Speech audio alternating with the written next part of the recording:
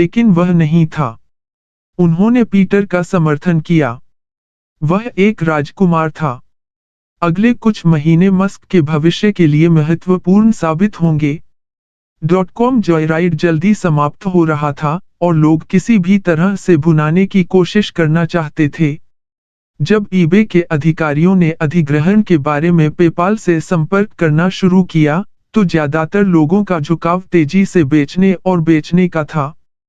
हालांकि, मस्क और मोरित्ज ने बोर्ड से कई प्रस्तावों को अस्वीकार करने और अधिक पैसे के लिए रुकने का आग्रह किया। पेपाल का प्रति वर्ष लगभग 240 मिलियन का राजस्व था और ऐसा लग रहा था कि यह इसे एक स्वतंत्र कंपनी के रूप में बना सकता है और सार्वजनिक हो सकता है। मस्क और मोरित्ज के प्रतिरोध ने भुगतान किया और फिर कुछ जुलाई 2002 में ईबे ने पेपाल के लिए 1.5 बिलियन की पेशकश की और मस्क और बाकी बोर्ड ने इस सौदे को स्वीकार कर लिया। मस्क ने ईबे को बिक्री से लगभग $250 मिलियन या करों के बाद $180 मिलियन की कमाई की, जो उसके बहुत ही जंगली सपनों को संभव बनाने के लिए पर्याप्त है। पेपाल एपिसोड मस्क के लिए एक मिश्रित बैग था। एक नेता के रूप में उनकी प्रतिष्ठा सौदे के बाद प्रभावित हुई और मीडिया ने पहली बार उन्हें गंभीरता से लिया। एरिक जैक्सन, एक प्रारंभिक कॉन्फिनिटी कर्मचारी, ने 2004 में the PayPal Wars, battle with eBay, the media, the mafia and the rest of planet earth लिखा और कंपनी की कठिन यात्रा का वर्णन किया। पुस्तक ने मस्क को एक अहंकारी, जिद्दी झटके के रूप में चित्रित किया, हर मोड़ पर गलत निर्णय लिया, और थियल और लेविचिन को वीर प्रतिभा के रूप में चित्रित किया। वैलीवाग, प्रौद्योगिकी उद्योग गपशप साइट पर भी ढेर हो गया और मस्क को अपनी एक पालतू परियोजना में बदल दिया।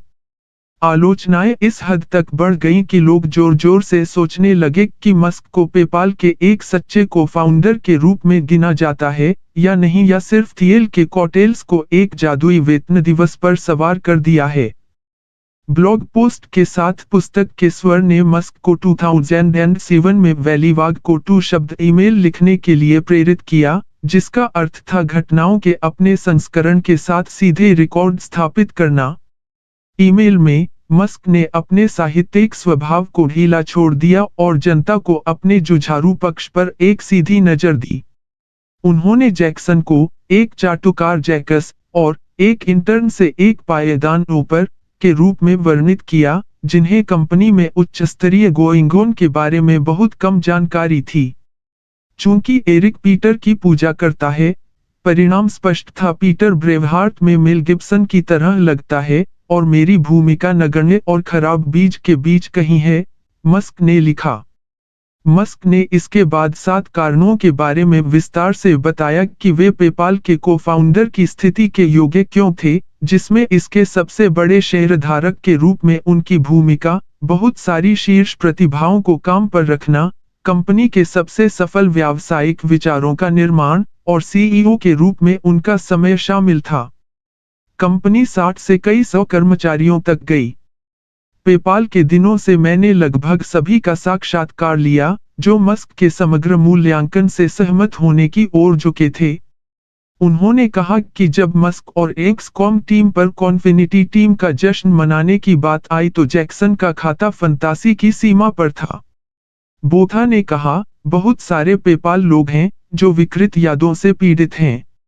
लेकिन ये वही लोग एक और आम सहमति पर पहुंचे, यह कहते हुए कि मस्क ने ब्रांडिंग, प्रौद्योगिकी के बुनियादी ढांचे और धोखाधड़ी की स्थितियों को गलत तरीके से संभाला था। बोथा ने कहा, मुझे लगता है कि अगर एलोन 6 महीने और सीईओ के रूप में बने रहते तो यह कंपनी को मार देता। उस समय एलोन जो गलतियां कर रहा था, वे व्यवसाय के जोखिम को बढ़ा रही थीं। पेपाल के वर्षों में मस्क के बारे में अधिक जानकारी के लिए परिशिष्ट 2 देखें। मस्क ने जिन सुझावों को पेपाल के सच्चे को-फाउंडर के रूप में नहीं गिना, वे पूर्वव्यापी में असिन लगते हैं। ईबे डील बंद होने के बाद के वर्षों में थियल, लेविचिन और अन्य पेपाल अधिकारियों ने कहा है, इस तरह की आलोचनाओं से पैदा होने वाली एकमात्र उपयोगी चीज मस्क से बमबारी के जवाबी हमले थे,